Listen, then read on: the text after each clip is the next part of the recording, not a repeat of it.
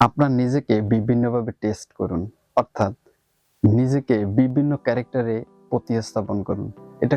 এটা কিভাবে করবেন আর এটা করলে কি হবে? এটা যখন আপনি নিজেকে বিভিন্নভাবে বিভিন্ন ক্যারেক্টারে উপস্থাপন করবেন তখন বুঝতে পারবেন। অর্থাৎ এটার দ্বারা আপনি যে বিচক্ষণ, আপনি যে prudence সেটাকে প্রুভ করতে পারবেন।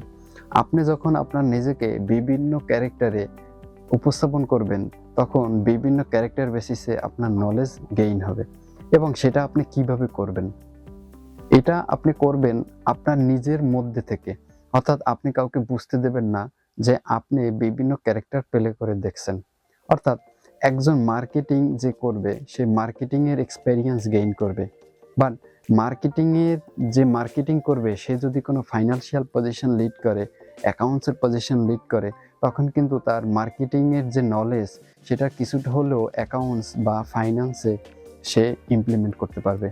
সো বিষয়টা আমি জাস্ট একটা ২টা-৩টা সেক্টরে আমি বোঝাতে চেষ্টা করলাম। বাট এটা যেকোনো মাল্টি ট্যালেন্টেড কার্যক্রম বা কার্যকলাপে করা যেতে পারে। সেটা অন্য বিভিন্ন সেক্টরে হতে পারে। অর্থাৎ আপনি যখন নিজেকে বিভিন্ন ক্যারেক্টারে প্রতিস্থাপন করবেন, তখন আপনি বুঝতে পারবেন যে আপনি কোন কাজটার জন্য পারফেক্ট, আপনি কোনটা করলে ভালো হয়। অর্থাৎ আপনি কোন বিষয়টার উপরে বিশেষজ্ঞ। অর্থাৎ আপনি কোন কাজটা করলে খুব সহজভাবে করতে পারেন। আপনার নিজেকে তাহলে সেখানে সেট করতে পারবেন এবং আপনার নিজেকে সেখানে প্রতিস্থাপন করে সামনে অর্থাৎ ফিউচারে ভালো কিছু করতে পারবেন। আর যদি এমন হয় যে এমনও হতে পারে যে আপনি একটা কাজ ভালো পারেন অর্থাৎ ভালোবাসেন, কাজটা করতে পছন্দ করেন কিন্তু কাজটার জন্য আপনি ফিট না। আপনি সহজে করতে পারেন না বা বোঝেন না। সেক্ষেত্রে আপনি পিছিয়ে যাবেন। বাট এমনও হতে পারে যে আপনি কাজটাকে ভালোবাসেন না বাট ওই কাজটাই আপনি সহজভাবে করতে পারেন।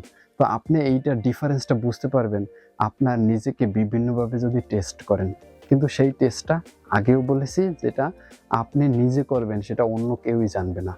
অর্থাৎ আপনি আপনার নিজেকে বিভিন্ন জায়গায় নিয়ে যাবেন, বিভিন্ন জায়গায় বিভিন্নভাবে উপস্থাপন করার চেষ্টা করবেন। তাহলে সেখানে আপনার বিচক্ষণতা তৈরি হবে এবং আপনার বিচক্ষণতা সেখানে আপনি দেখাতে পারবেন। সো এটাই ছিল বিষয়। Thank you so much.